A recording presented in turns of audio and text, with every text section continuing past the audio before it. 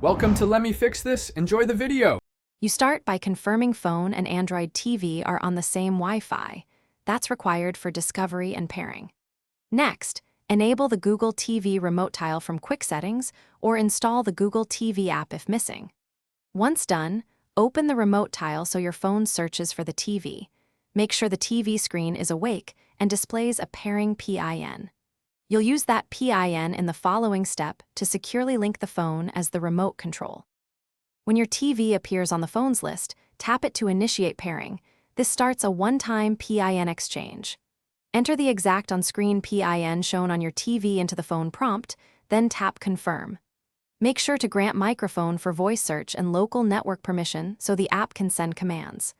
Once paired, you'll see touchpad, D-pad, keyboard, and voice icons. Familiarize yourself with the touchpad and keyboard for faster text entry and navigation.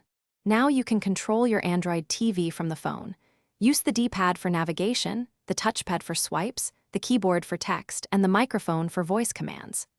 Note volume control works via HDMI CEC or IR. If your phone lacks IR, use the TV's own volume or a paired sound system. If pairing fails, restart both devices, ensure both on the same network, disable any VPN, and retry pairing. That single troubleshooting tip fixes most connection issues. Thanks for watching. If you found this helpful, don't forget to like and subscribe.